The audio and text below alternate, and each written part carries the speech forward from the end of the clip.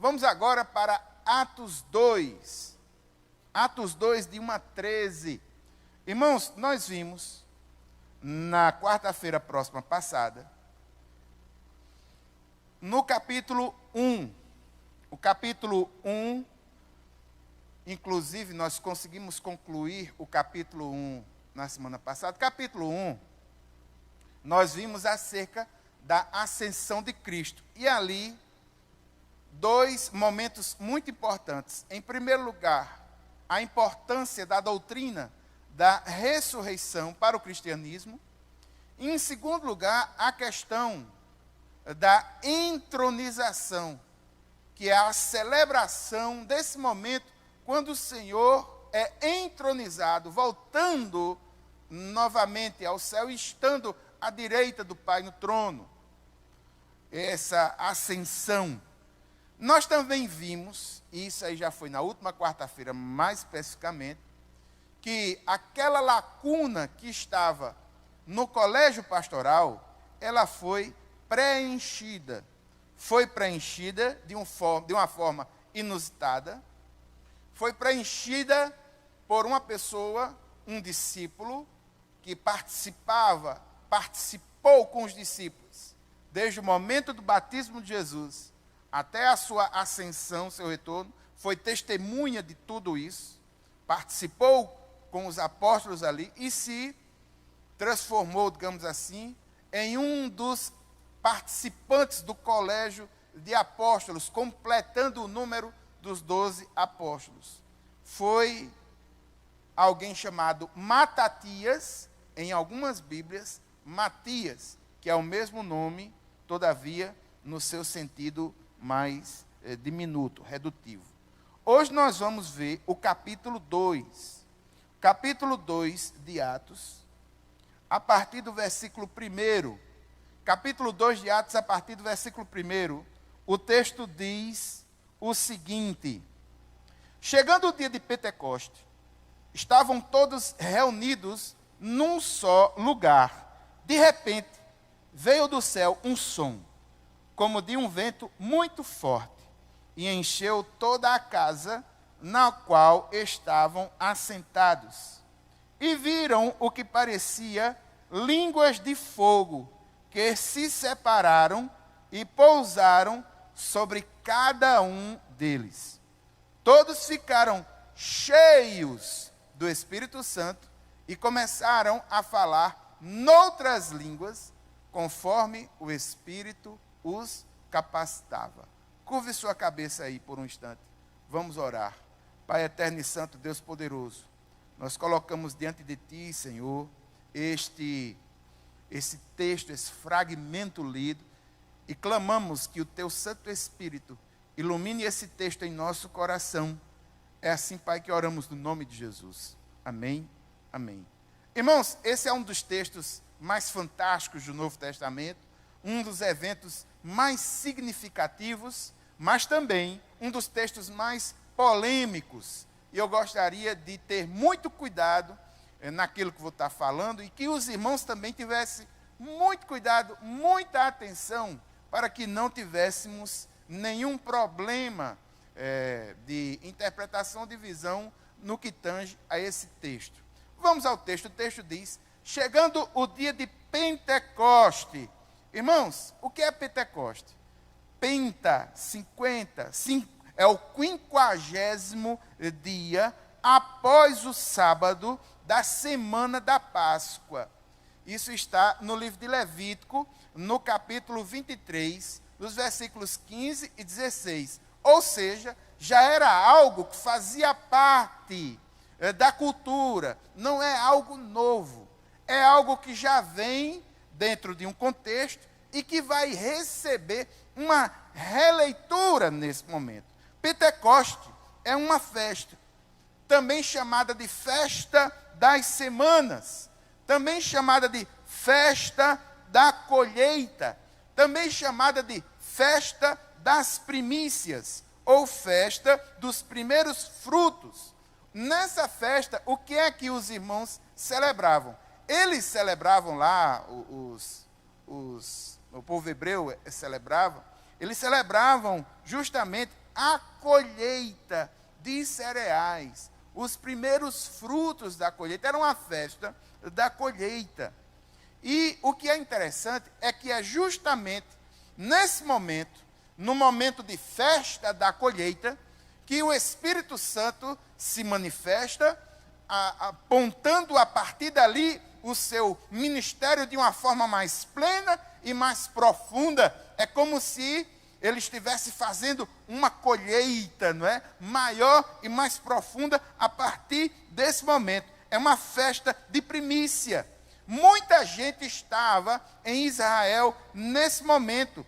Praticamente eles viviam aí cerca de um mês a um mês e meio de festa. E muitas pessoas iam a Israel para participar desse momento festivo, uma festa das colheitas. Nesse momento, todos estavam reunidos num só lugar. Todos quem? De acordo com a dinâmica do texto, nós temos a possibilidade de entender que é os 120 que se reuniam para interceder. E nós vemos isso no capítulo 1, nos versículos 13 a 15, um grupo de 120 pessoas, compostas das mulheres que apoiavam o ministério de Jesus, a mãe de Jesus, família de Jesus, os discípulos, os apóstolos, se reuniam no número de 120, um número muito significativo. Então, eles se reuniam para orar e no espaço de 10 dias, eles intercederam e no último dia, no primeiro dia da semana, num domingo, dentro da festa da colheita, nós temos a manifestação sobrenatural do Espírito Santo. Eu também quero realçar algo que eu achei muito interessante das pesquisas que fiz. Um teólogo chamado Matteo Henry, no seu comentário, ele também diz que nesse momento, os judeus também celebravam, espiritualmente falando, eles celebravam o recebimento da lei no Monte Sinai. Foi por isso que eu coloquei aqui na capinha a sarça, para lembrar os irmãos que quando o Senhor se revela a Moisés no Monte Sinai, numa sarça que queimava, mas ela não se decompunha, ela não era um fogo sobrenatural, e o Senhor falava a Moisés, e no Monte Sinai foi entregue a Moisés a lei. Nesse momento de festa das colheitas, de acordo com Matteo Henry, esse comentarista, os judeus também celebravam o recebimento dessa lei no Monte Sinai, e todo esse processo a começar no capítulo, eu acho que 3 de Êxodo, nesse processo aí, e no capítulo 3, acho que capítulo 8, 7, 8, todo esse processo de recebimento, até culminar lá no capítulo 20, fantástico, fantástico. O texto diz que eles estavam reunidos, e nós temos um evento lindo. De repente, do céu, um som, como de um vento muito forte, e encheu toda a casa na qual estavam assentados. Perceba, um som. A palavra na língua original para som denota um som como algo estrondoso, forte, espantoso. Essa palavra para o som que é utilizado aí, também é utilizado em Lucas 21, 25. Tem esse sentido de parecido como um estrondo do mar, um som forte. Perceba também um outro elemento aí interessante. Um som e depois um vento. O vento, irmãos, é símbolo do Espírito, em virtude da palavra. A palavra Espírito em hebraico, ruach, mas em grego, pneuma. Pneuma, vento, vento do Espírito. Isso remete, por exemplo, ao texto de Ezequiel.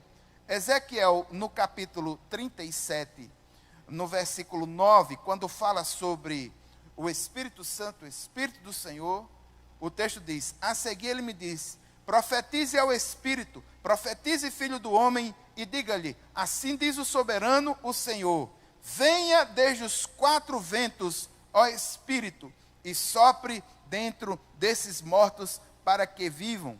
A ideia do Espírito como sendo um vento, isso é muito importante. Eu vou falar no final sobre os aspectos disso. Então, tem outro elemento aí também.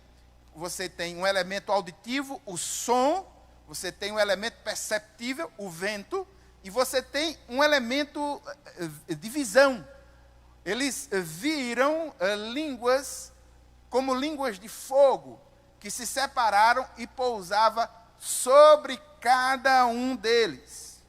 Essa ideia do fogo, o fogo também tem uma simbologia ligada ao Espírito Santo. Nós vamos falar sobre isso no final. Nesse momento é fantástico porque, celebrando o recebimento da lei, e no Antigo Testamento, Deus se manifestou a Moisés numa sarça em que o fogo ardia e não se consumia. E aqui a gente vê, mais uma vez, esse fogo se manifestando, só que como línguas de fogo em cada um dos irmãos, num efeito visual belíssimo. Isso aqui é algo fantástico. E eles foram cheios do Espírito Santo. Gostaria de que os irmãos já percebessem uma nomenclatura muito específica de Atos. Aqui eles estão sendo cheios do Espírito Santo. Uma manifestação que, em tese, recebeu o nome de batismo. Se você olhar no livro de Atos, no capítulo 1, no versículo 5, Atos no capítulo 1, no versículo 5, o texto diz: João batizou-o com água, mas dentro de poucos dias vocês serão batizados com o Espírito Santo. Atos no capítulo 1, no versículo 16, nós também vemos ali a seguinte afirmação. E disse: irmãos, era necessário que se cumprisse a Escritura, que o Espírito Santo predisse por boca de Davi a respeito de Judas, que serviu de guia aos que prenderam Jesus. O Espírito Santo conduzindo todo o processo e sendo chamado de batismo. Mas em determinados momentos, no texto de Atos, nós vamos ver manifestações do Espírito Santo sendo chamado de derramamento. Se você verificar no capítulo 2 mesmo de Atos, vá um pouquinho mais para frente, nos versículos 17 e 18, o texto diz: nos últimos dias, diz Deus, derramarei do meu Espírito sobre todos os povos. Os seus filhos e as suas filhas profetizarão. Os jovens terão visões. Os velhos terão sonhos. Sobre os meus servos e as minhas servas derramarei do meu Espírito naqueles dias e profetizarão. O Espírito sendo uma manifestação do Espírito, que a gente viu sendo denominada como batismo, e aqui uma outra denominação, que é um derramamento do Espírito Santo. No livro de Atos, no capítulo 10, no versículo 45, nós também vamos ver essa mesma nomenclatura. Atos 10, 45, o texto diz: os judeus convertidos que vieram com Pedro ficaram admirados de que o dom do Espírito Santo fosse derramado até sobre os gentios. Derramamento do Espírito Santo. Mas também não só batismo, não só derramamento, mas também recebimento. No livro de Atos, no capítulo 10, no versículo 47, nós vemos fenômeno espiritual também sendo denominado como recebimento do Espírito. O texto diz: pode alguém negar a água, impedindo que estes sejam batizados? Eles receberam o Espírito Santo como nós. Então, essa experiência é uma experiência fantástica. Nós vamos estar falando sobre ela durante muito momento. Inclusive, o texto de hoje vai ser para hoje e para a próxima quarta-feira, dada a profundidade, dada a quantidade de observações que nós temos sobre ele. Mas aqui de cara nós já vimos o seguinte: é um fenômeno sobrenatural, maravilhoso, que envolveu as percepções, que tem várias nomenclaturas, digamos assim, no corpo do texto do livro de Atos. É uma experiência que é coletiva, com os 120, mas ela também é individual. O texto diz assim: pousaram sobre cada um deles. Algo maravilhoso. Ao passo que é coletivo, também é individual. O teólogo MacDonald, que é um dos responsáveis pelo comentário bíblico popular, ele diz algo fantástico: um som para ouvir, um cenário para ver e um milagre para experimentar. Aqui nós temos o cumprimento de promessas, irmãos. Promessas que haviam sido feitas, profecias que haviam sido proferidas, agora são cumpridas. Eu lembro aos irmãos as profecias de Joel, inclusive no corpo do texto, capítulo 2, Pedro vai lembrar dessas profecias. Eu lembro aos irmãos a profecia, aquilo que falou João Batista, no livro de Mateus, no capítulo 3, os versículos 10 a 12, no momento em que o Senhor Jesus vai a João Batista para ser batizado. João Batista diz que Jesus era aquele que batizava com o Espírito Santo e com fogo. Sabemos que no Evangelho de Mateus, a figura do fogo dentro do Evangelho de Mateus, naquele texto, faz alusão também ao fogo da consumação eterna. Mas aqui a gente também vê esse fogo sendo associado, lembrado nessa profecia. O texto também nos mostra que o próprio Jesus havia falado de que eles receberiam esse fogo, essa restauração. Veja aí no livro de Atos, no capítulo 1, os versículos 4 e 5, Jesus havia prometido isso. Certa ocasião, enquanto comia com eles, deu-lhes essa ordem: não saiam de Jerusalém, mas esperem pela promessa de meu Pai, da qual falei a vocês. Pois João batizou com água, mas dentro de poucos dias vocês serão batizados com o Espírito Santo. Aí você veja que é algo que é cumprimento. Só que aí, irmãos, nós precisamos prestar atenção a todos os detalhes do texto. Eles receberam línguas como que de fogo, um efeito visual. Mas nós também temos aqui um outro efeito que marca isso. Todos ficaram cheios do Espírito Santo, começaram a falar noutras línguas, conforme o Espírito os capacitava. Ou seja, é capacitação vinda do céu, é ação sobrenatural. Agora vamos ver sobre essas outras línguas, dentro desse texto, o que é que realmente é. Vamos adiante. Aqui, irmãos, eu trouxe para vocês uma foto de irmãs, de pessoas aí, hebreus, né, fazendo alguma coisa com trigo, porque essa festa de Pentecostes é uma festa da colheita. E vamos lá, versículo 5 a 7. Havia em Jerusalém judeus tementes a Deus, vindos de todas as nações do mundo. Ouvindo-se o som, ajuntou-se uma multidão que ficou perplexa, pois cada um os ouvia falar em sua própria língua. Atônitos e maravilhados, eles perguntavam: acaso não são galileus todos estes homens que estão falando? Então, como os ouvimos, cada um de nós, em nossa própria língua materna?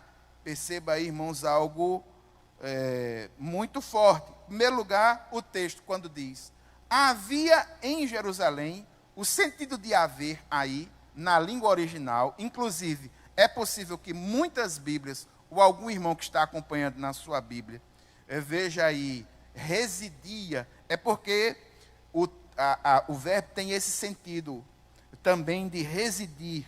Residir no sentido de habitação temporária desses judeus, que judeus são esses?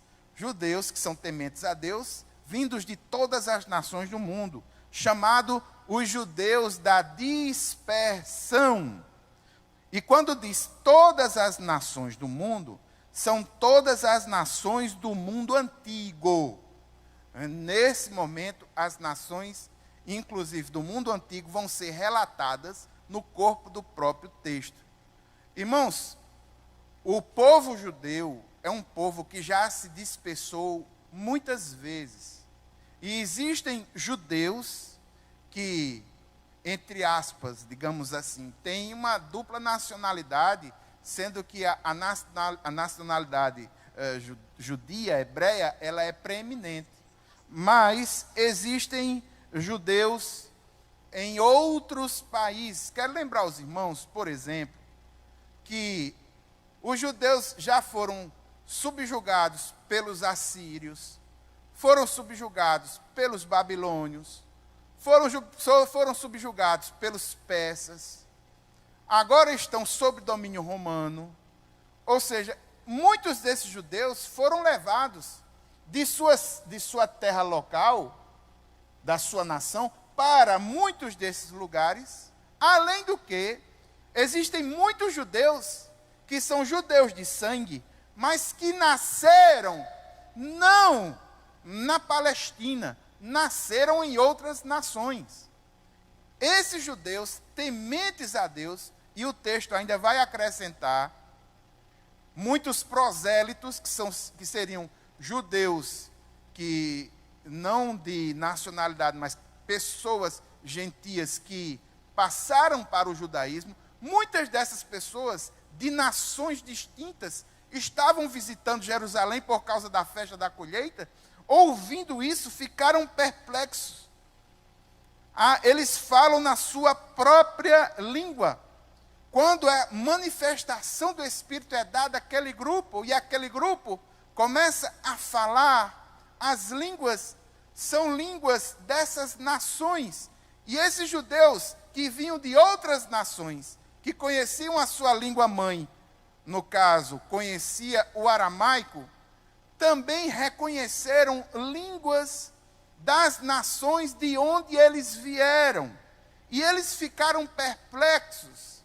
Inclusive aqui, a gente vê que a palavra em grego que é utilizada para marcar a língua, nesse texto aí, é dialecto, no sentido de instrumento, e está no dativo. Ou seja, é uma língua que foi utilizada, é o idioma natural de cada lugar.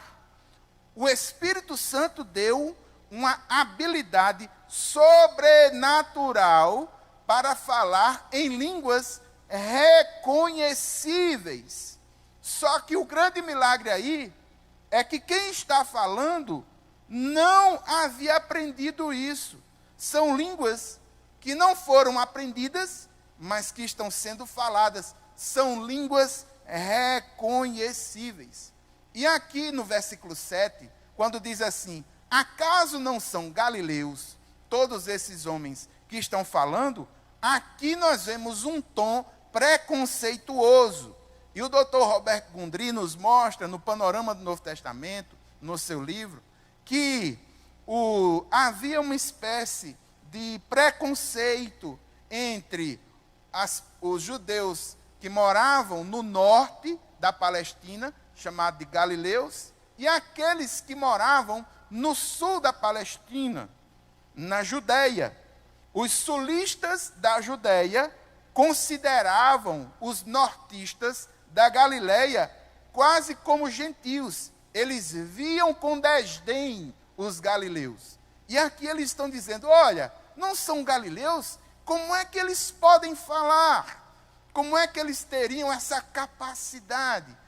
Então, como é que nós estamos ouvindo em nossa própria língua? Perceba que essa expressão, ela é colocada duas vezes.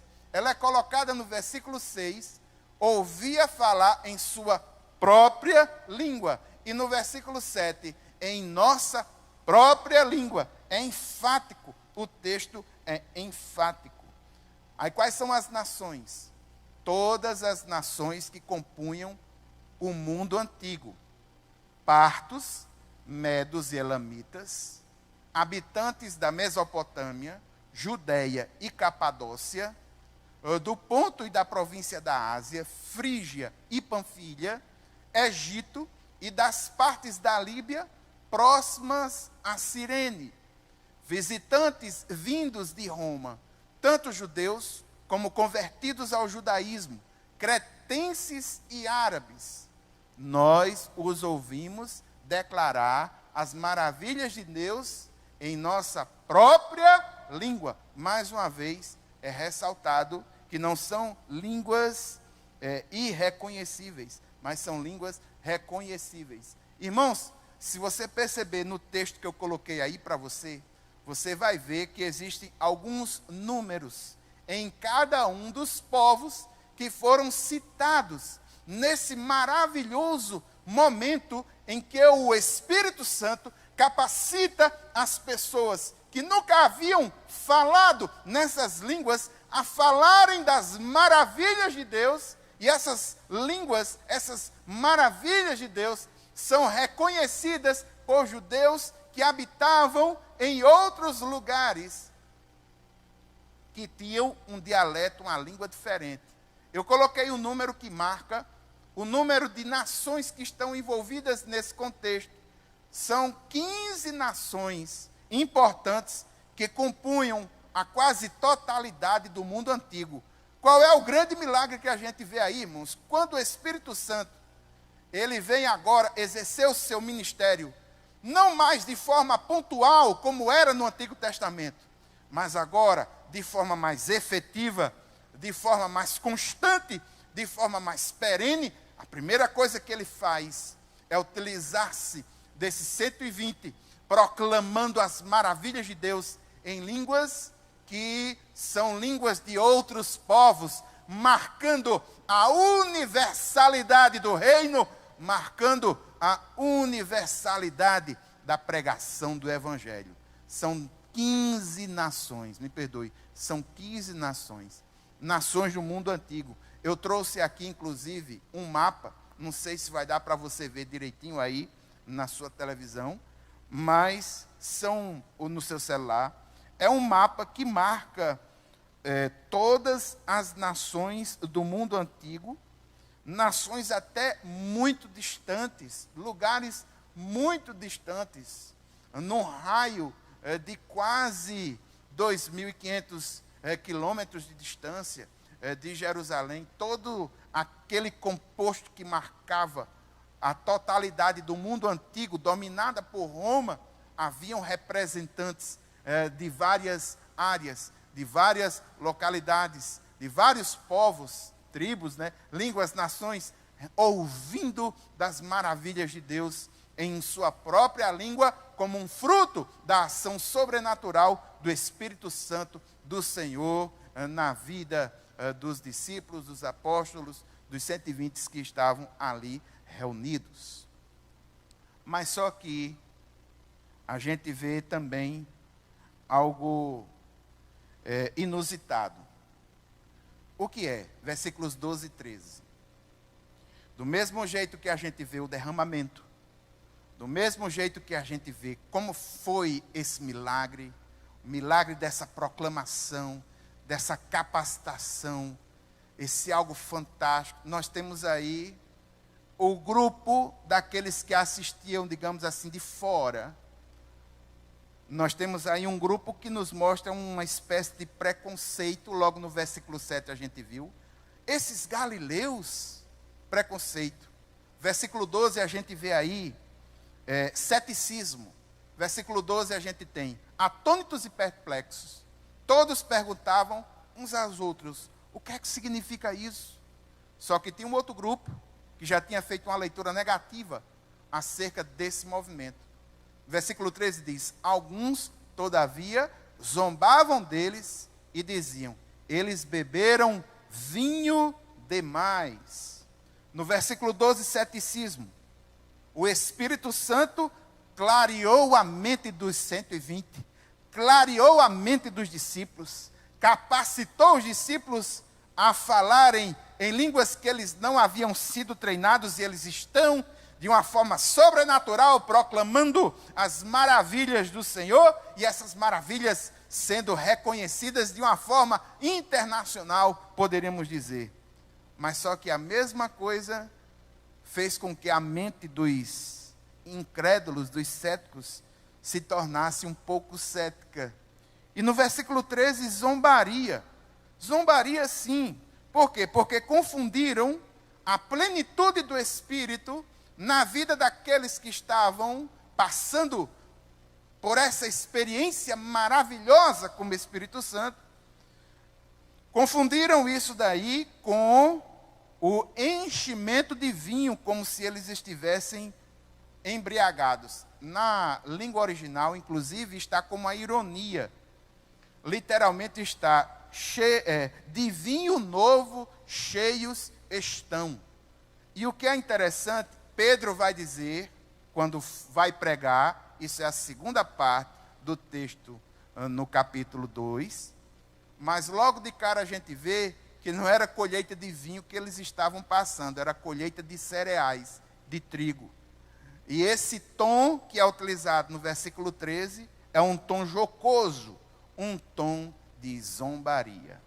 Meu amado irmão, gostaria de ressaltar algumas verdades espirituais para nós hoje acerca desse tema maravilhoso. Em primeiro lugar, irmãos, gostaria de falar sobre a questão do derramamento do Espírito Santo. Quero lembrar os irmãos que é um fenômeno celestial. Não foi uma coisa produzida, não foi uma coisa induzida, não foi uma coisa sugerida, foi algo vindo do céu, é celestial. Não foi ensaiado, não foi pré-fabricado, é algo incontestável, é algo irresistível, é algo sobrenatural, é algo vindo do soberano. Louvado seja o nome do Senhor. É definitivo. O Espírito Santo, que no Antigo Testamento e até antes desse momento, atuava de uma forma muito pontual e também atuou de uma forma muito pontual entre os apóstolos e os discípulos quando Jesus estava com eles. Tanto é que em um dado momento do relacionamento de Jesus com eles, no Evangelho de João, lá diz Jesus dizendo a eles: recebam o meu Espírito, e ele sopra sobre os discípulos. Naquele momento, já no Evangelho, só que aquilo ali foi uma ação pontual. Aqui não, aqui nós vemos uma nova era, um novo momento, é definitivo. O Espírito Santo que atuava pontualmente no Antigo Testamento, agora ele veio para ficar para sempre com a igreja. Você viu o elemento ali no momento, nos versículos 1 a 4, os elementos que marcaram isso, as simbologias que estão ligadas. O símbolo do vento, um vento impetuoso. A ideia do vento, irmãos, é a ideia da soberania, é a ideia da liberdade, é a ideia da inescrutabilidade, algo que não pode ser questionado. Irmãos, o vento, ele é livre. O Espírito sopra aonde ele quer. O Espírito sopra da forma que ele quer. O Espírito sopra em quem ele quer. Nós não controlamos o vento. Se você prestar atenção, se você for a um aeroporto, por exemplo, lá tem um instrumento que verifica qual é o sentido que o vento está. Inclusive, o nome desse instrumento chama-se biruta. Parece muito com um coador de café, só que ele é colocado reto assim, e quando o vento aponta, ele enche e mostra a força e mostra qual é o sentido. Mas aquele instrumento não tem a possibilidade de modificar o sentido do vento. Ele apenas indica qual o sentido do vento, não tem controle sobre ele. O Espírito Santo é da mesma forma, irmãos.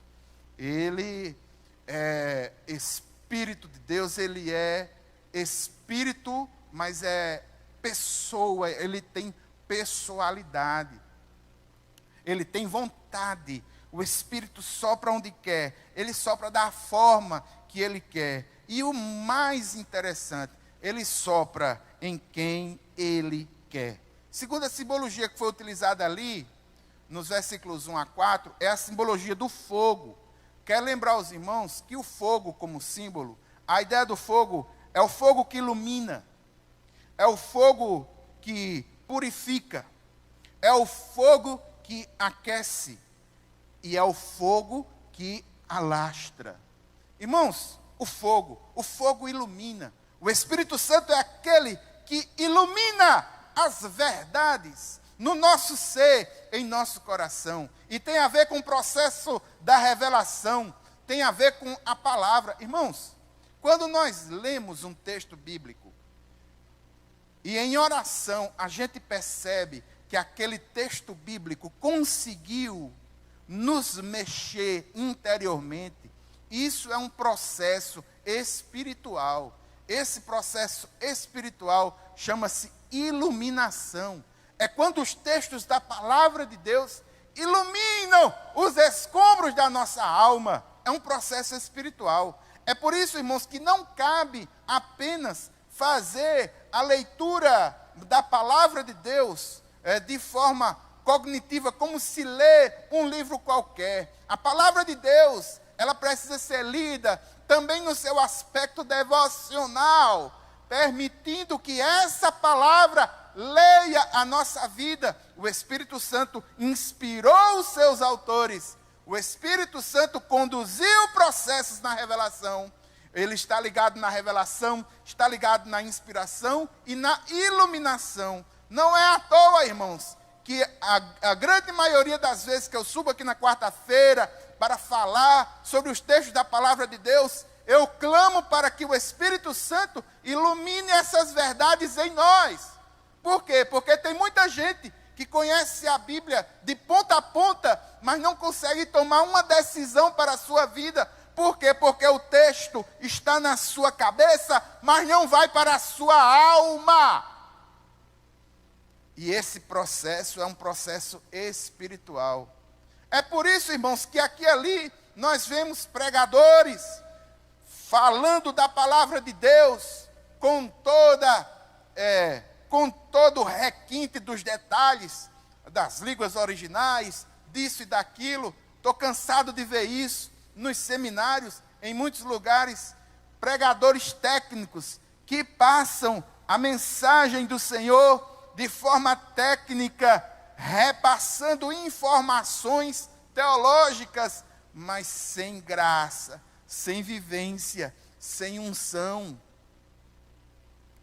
O Espírito Santo, meu irmão, tem gente que fala na unção do Espírito Santo, às vezes de uma forma tão simples.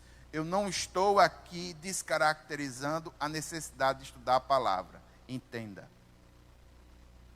Eu estou aqui falando da necessidade de entender que a palavra de Deus, para ser plenamente, não assim, profundamente entendida em nossos corações, é um processo espiritual, tem que ser lida com jejum e com oração.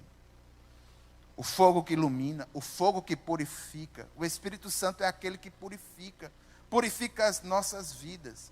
É por isso, irmãos, que os pastores sempre orientam a todos nós a que sejamos cheios do Espírito Santo, porque quanto mais cheios do Espírito Santo, menos nos alcançarão as demandas do mundo. Se a nossa alma estiver cheia do Espírito Santo, se a nossa mente estiver protegida pelo Espírito Santo, o pecado terá menos espaço em nós, menos espaço em nosso viver.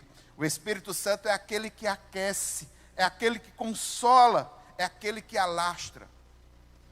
O alastramento tem a ver com essa questão de se expandir. E a gente vai ver o Espírito Santo trabalhando aí em Atos, na Judéia, em Jerusalém, Judéia e Samaria e até os confins da terra. Logo aí no capítulo 2, ele já dá uma ideia dessa universalidade. Todos os que lá estão observam nas suas próprias línguas maternas as maravilhas de Deus sendo faladas. Gente de longe que vai a Jerusalém, quando chega de lá, reconhece que o Senhor está falando para eles na sua própria língua materna. Irmãos, fogo do Espírito Santo, fogo que derrete o coração, fogo que separa e queima a escória do pecado, fogo que acende sentimentos santos, fogo que acende um sentido devoto em nossa alma. Irmãos, é fogo na alma, como o fogo está sobre o altar que são oferecidos os sacrifícios de nossa alma, que sejam oferecidos no fogo do Espírito Santo. Quero lembrar os irmãos que esse derramamento do Espírito Santo, ele foi algo percebido de forma coletiva, mas foi individual. Lá o texto diz que as línguas de fogo se dividiram e estavam em cada um.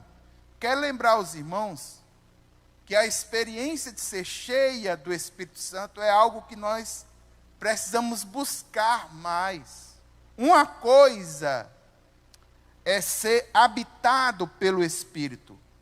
Outra coisa é ser cheio do Espírito. Uma coisa é ter o Espírito presente em nós. Outra coisa é esse Espírito ser o presidente das nossas vidas, ser aquele que nos orienta realmente. Perceba que no texto lá, cada um teve a sua própria experiência. A segunda verdade espiritual que eu gostaria de realçar hoje é a questão das maravilhas de Deus anunciada a todas as línguas. Irmãos, o Antigo Testamento, que nos mostra muito a questão da lei, lá no livro de Gênesis, nos fala de uma experiência, a experiência de Babel, em que os homens tentaram alcançar a Deus por si mesmos. E se você fizer um comparativo entre Babel e a Pentecostes, você vai ver que as línguas estão envolvidas, mas você vai ver um agir maravilhoso de Deus em Pentecostes a partir dali. Por quê? Porque em Babel, lá, se vocês se lembrarem da história de Babel, vocês vão ver que o Senhor confunde e começa os povos ali através de línguas ininteligíveis, ou seja, línguas que um não reconhecia o que o outro estava falando. Aqui em Pentecostes, a gente vê que há um fluir dessas línguas, mas não há necessidade de interpretação. O próprio texto diz que eles relatam testemunho dizendo que está ouvindo das maravilhas de Deus na sua própria língua. Lá em Babel, no Antigo Testamento, quando ocorre aquela situação, o povo ele é disperso. Aqui em Pentecostes, muito pelo contrário, eles estão num ajuntamento, eles estão orando com propósito, eles estão unidos, eles estão clamando. Lá em Babel, a gente sabe que aquilo que aconteceu lá foi fruto, resultado da rebeldia do homem contra Deus. Aqui em Pentecostes, não. Aquilo que acontece de maravilhoso aí, nos versículos 1 a 13, é fruto de oração perseverante a Deus.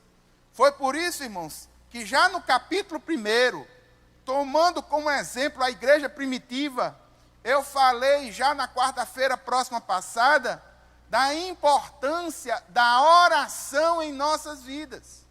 porque nós somos cheios do Espírito Santo. A oração é o que proporciona esse enchimento. É algo que ajuda para que esse enchimento do Espírito Santo seja uma efetividade. Veja lá em Babel. Em Babel, o homem enaltecia o seu próprio nome. Vamos fazer uma torre para chegar até o Criador. Aqui em Pentecostes, não. As pessoas falavam das grandezas de Deus. Lá em Babel, a terra orgulhosamente queria subir até o céu, aonde Deus estava. Mostra muito do ser humano que tenta chegar até esse Deus pelos seus próprios méritos, pelos seus próprios esforços, construindo os seus próprios meios, seus próprios caminhos, e a gente vê que isso é simplesmente uma balela, não tem como dar certo. Mas em Pentecostes não. Em Pentecostes, ao invés da terra tentar subir ao céu com orgulho, o que aconteceu foi que o céu, de forma humilde, desce até a terra e a marca de forma profunda, através da proclamação das maravilhas de Deus e através de um movimento especial, único, sobrenatural na vida daqueles que lá estão. Quero voltar à questão do Espírito Santo. Irmãos, eu vou falar sobre a questão do Espírito Santo na próxima quarta-feira. Eu vou dar continuidade a isso que eu comecei aqui, com uma intervenção pastoral que acho necessário nesse momento. Mas eu gostaria de falar aos irmãos justamente sobre a necessidade que temos de oração, mas a necessidade que temos de termos um relacionamento mais saudável com o Espírito Santo. Nós precisamos conhecer o Espírito Santo de forma mais saudável. Por que é que eu estou dizendo isso? Irmãos, já passei um tempo significativo da minha vida em igrejas ditas, igrejas pentecostais. Fui pentecostal. Uma parte da minha trajetória, eu passei numa igreja pentecostal. Toquei num conjunto, numa igreja pentecostal, um conjunto conhecido. Eu fui pastoreado, fui acompanhado por pastores pentecostais. E sei que esse tema, o tema Espírito Santo, é um tema polêmico. E nós precisamos ter uma visão saudável do Espírito Santo para não estar em nenhum extremo. Porque muitos vivem hoje a ideia estereotipada do Espírito Santo como aquele fogo, o fogo, crente que é quente, crente que é frio, pastor quente, pastor frio, queima ele, Jeová, esse tipo de coisa.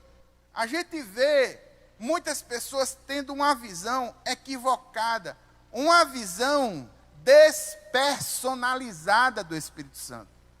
Só consegue enxergar o Espírito Santo como uma força sobrenatural. Não enxerga o Espírito Santo como pessoa, com traços de pessoalidade. Nós precisamos resgatar uma visão saudável sobre o Espírito Santo de Deus e a sua ação em nossa vida, na vida da igreja. Nós precisamos resgatar. O que é que nós temos hoje? Essa visão estereotipada que enxerga o Espírito Santo de forma impessoal, cria subgrupos dentro da igreja. Os crentes, os frios, os pentecostais, os tradicionais, os avivados, aqueles que não são avivados.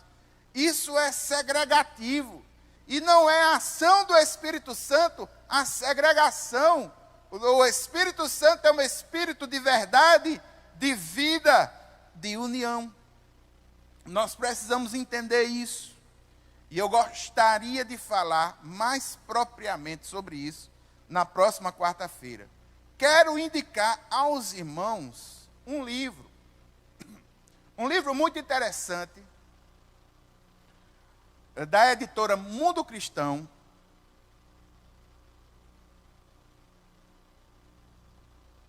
Editora Mundo Cristão.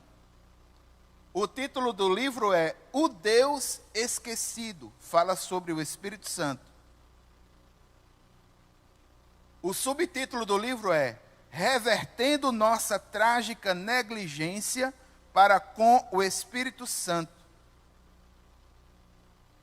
E eu gostaria de sugerir a leitura dos irmãos. Trouxe aqui 2 pensamentos do pastor Francis Chan, que é o autor desse livro. É um livro muito baratinho, mas é um livro que vale a pena, muito assim, é muito bem feito. Irmãos, ele traz lá uma coisa fantástica para a nossa, digamos assim, reflexão. Uma das frases que ele diz, logo na introdução, ele diz o seguinte: se eu fosse Satanás e o meu objetivo final fosse frustrar os propósitos de Deus e seu reino, uma de minhas principais estratégias seria levar os frequentadores de igreja a ignorar o Espírito Santo. Então veja, nós precisamos ter uma visão equilibrada do Espírito Santo, e eu quero realçar aos irmãos dessa possibilidade. Tem muitas pessoas que têm o Espírito Santo de Deus residente em sua vida, mas não é o presidente dela. Ainda toma as decisões importantes da vida sem consultar o Espírito Santo de Deus. Vive uma vida de ativismo religioso, mas não busca o Senhor em oração. E o que é pior, muitas vezes não consegue ouvir a voz do Senhor falando ao seu coração, porque simplesmente não fez da sua vida devocional e faz da leitura da Bíblia apenas algo que alcança o seu intelecto. E o que é pior, muitos estão tentando fazer a obra do Senhor nas suas próprias forças. E nós não podemos fazer a obra de Deus nas nossas próprias forças.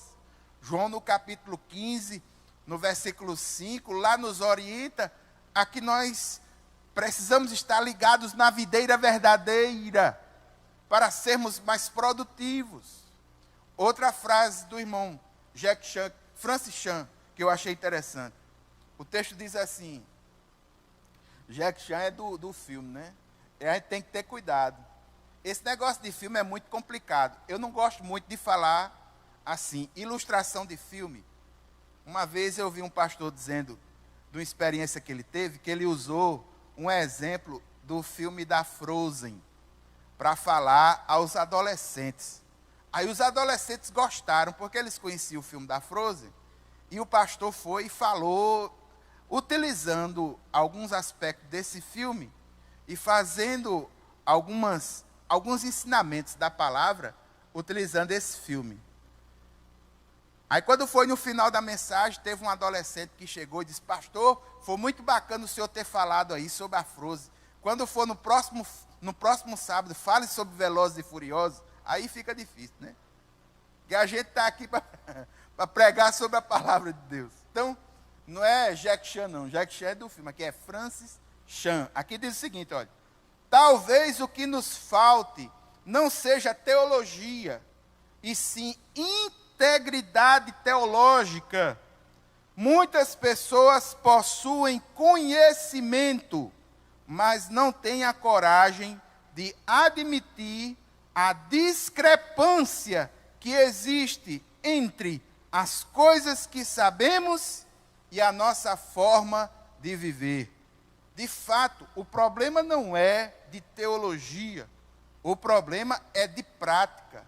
Muitas vezes na nossa cabeça, sabemos da importância do Espírito Santo, sabemos como ele atua, mas muitas vezes nós, na nossa prática de vida, vivemos como se ele não existisse.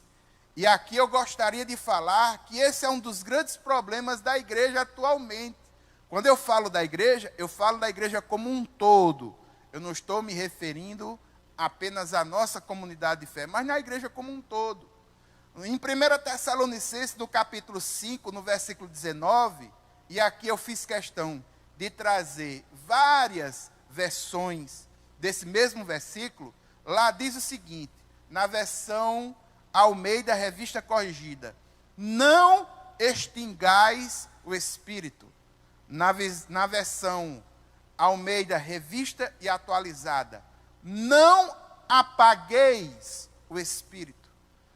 Na versão Nova Tradução na linguagem de hoje, o mesmo versículo diz assim: não atrapalhem a ação do Espírito Santo. Por último, lá na Bíblia Viva, o mesmo texto diz assim: não abafem o Espírito Santo.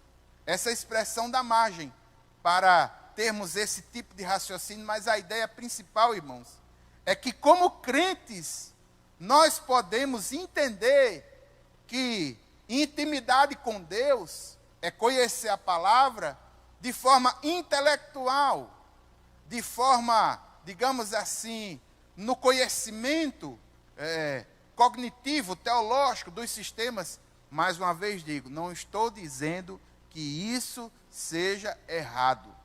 Eu estou dizendo que não é o único prisma. Quando Pedro diz, lá 2 Pedro capítulo 3, versículo 18, crescei em graça e em conhecimento, ele chama ao equilíbrio. Quando Jesus confronta os doutores da lei, dizendo, vocês não conhecem as Escrituras, nem o poder de Deus, ele está chamando ao equilíbrio. Eu sou um daqueles que advogam que a vida cristã é uma vida de equilíbrio. E se porventura nós vivemos algum desequilíbrio em nossa vida, nós que somos culpados por esse desequilíbrio, não é o Espírito Santo, nem é a palavra de Deus. E um fato é, nós podemos viver uma vida religiosa do seu ativismo, religiosa do seu aspecto exterior, religiosa com motivações mesquinhas, uma vida de aparência. Nós podemos ter uma vida religiosa, mas essa vida religiosa não ser necessariamente intimidade com Deus. E só tem intimidade com Deus, meu irmão, se você permitir que o Espírito Santo de Deus trabalhe em sua vida em todos os aspectos do seu ser, lhe ajudando na sua santificação. Você não opera santificação em sua vida sozinho. Você precisa do Senhor. Precisamos ter uma visão saudável do Espírito Santo.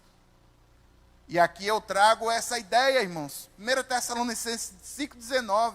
Não extinga o Espírito Santo da sua vida. Não apague o agir do Espírito Santo de Deus. Como? Buscando resolver mais as coisas por si mesmo, ignorando uma vida devocional, uma vida de oração, buscando ser cheio desse Espírito.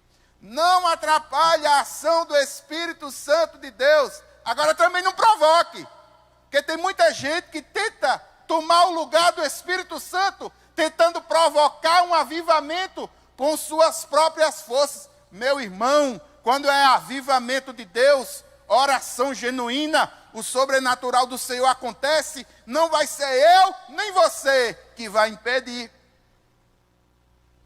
Não abafem o Espírito Santo, porque tem muita gente que abafa de fato, muitas vezes por causa do medo, muitas vezes por causa de uma experiência traumática no passado, aí se refugia no conhecimento bíblico teológico e se esquece de uma vida devocional, de uma vida de intimidade com Deus pelo Espírito Santo, de uma vida de vivência de graça, de uma vida de ministração dos dons, de uma vida do fruto do Espírito na alma, de uma vida de oração. Esquece disso. Não abafem o Espírito Santo. E eu vou deixa para a próxima semana. A pergunta é: Jesus batiza com o Espírito Santo? Jesus batiza com o Espírito Santo? Sim ou não? Resposta: Jesus batiza com o Espírito Santo. O X da questão é: quando e como isso acontece? Você quer saber quando e como isso acontece de acordo com os textos bíblicos? Então fique atento, porque essa vai ser a mensagem para a próxima quarta-feira. Como é a questão do batismo com o Espírito Santo? Como funciona isso? Me permita orar por você para encerrarmos. E antes de qualquer coisa, irmãos, eu quero adiantar e pedir perdão aos irmãos. Estamos terminando um pouquinho além do tempo. Lembrando que também começamos um pouquinho além do tempo. Vocês sabem, nós somos agora, de alguma forma, dependentes de tecnologia. E tecnologia, às vezes, nos prega peças. E logo no início, houveram alguns problemas aqui, mas graças a Deus e a competência de todos aqueles que estão envolvidos nesse processo, foi rapidamente resolvido. E antes de 15 minutos de atraso, a gente já estava funcionando aí sem problema algum. Aí adiantou um pouquinho. Mas eu deixo essa pergunta. Você quer saber como é que Jesus batiza com o Espírito Santo? Você vai saber na próxima quarta-feira como é. Bem direitinho, passo a passo, como é que funciona, tal, eu vou falar sobre isso. Você quer ter uma ideia qual é o conceito, qual é a forma que a igreja entende a questão do Espírito Santo? Vai ser na próxima quarta-feira. Eu vou falar especificamente sobre isso. Mas deixe-me orar por você. E eu gostaria que você orasse por você mesmo, colocando diante do Senhor a sua vida espiritual, colocando diante do Senhor esses anseios, sede de Deus. Gostaria que você orasse, dizendo ao Senhor: Senhor, eu quero te conhecer mais profundamente. Eu quero ter mais intimidade contigo. Eu tenho andado assim, assado, não sei como é a sua vida. Eu gostaria de incentivar você a que você buscasse ao Senhor com mais intimidade. Que você buscasse conhecer mais sobre o Espírito Santo de Deus. Que você buscasse conhecer mais sobre o Senhor. Vamos orar.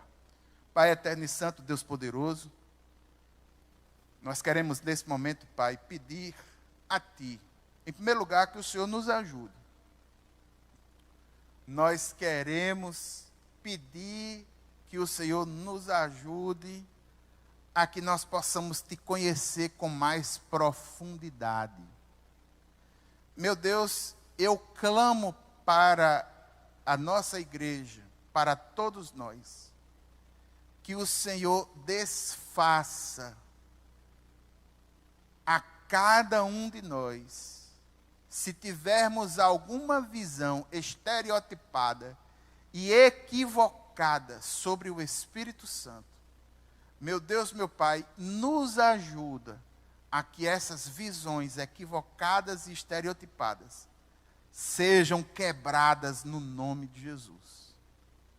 Senhor, nós queremos colocar o nosso desejo sincero de conhecer mais profundamente a Ti, de conhecer mais o Teu Santo Espírito. Meu Deus, meu Pai, no nome de Jesus, Te revela a nós, Senhor, de forma profunda. Senhor, nos ajuda, Pai, nos sensibiliza a que nós possamos Te buscar mais e mais, ter mais intimidade contigo, não ser um religioso comum, um religioso qualquer, mas ser alguém que tem intimidade contigo, que consegue ouvir a Tua voz, Senhor, que consegue ser quebrantado no coração quando está diante de ti, que consegue entender quando o Senhor fala diretamente. Meu Deus, meu Pai, nos ajuda, Senhor. E neste sentido, Senhor, eu quero clamar que o Teu Santo Espírito é o Consolador. E nós já sabemos que existem famílias que estão perdendo entes queridos nessa guerra da Covid. Senhor, só o Teu Santo Espírito é quem pode confortar corações enlutados. E agora eu te peço, Deus, conforta corações enlutados na família do nosso Brasil. Conforta nesse momento. Só o Teu Santo Espírito é quem pode fazer isso. Meu Deus, meu Pai, eu quero colocar nas Tuas mãos, Senhor, a nossa vida, a vida espiritual de cada um dos Teus filhos. E te peço, Senhor, nos restaura, nos refaz, aviva o nosso ser. Meu Deus, meu Pai, faz um movimento em nós, mas que esse movimento seja Teu de verdade. Não uma coisa sugerida, não uma coisa forçada por nós mesmos, mas que seja algo natural, vindo do Senhor, e que venha com produtividade, vida e paz. Meu Deus, é assim que oramos no nome de Jesus. Amém, amém. A graça do Senhor Jesus Cristo, o amor de Deus, a comunhão e as consolações do Espírito Santo seja sobre cada um de nós, hoje e sempre. Amém, amém. Você quer conhecer mais sobre o Espírito Santo? Como é o batismo com o Espírito Santo? Próxima quarta-feira. Não perca. Deus abençoe vocês. Uma grande semana em nome de Jesus.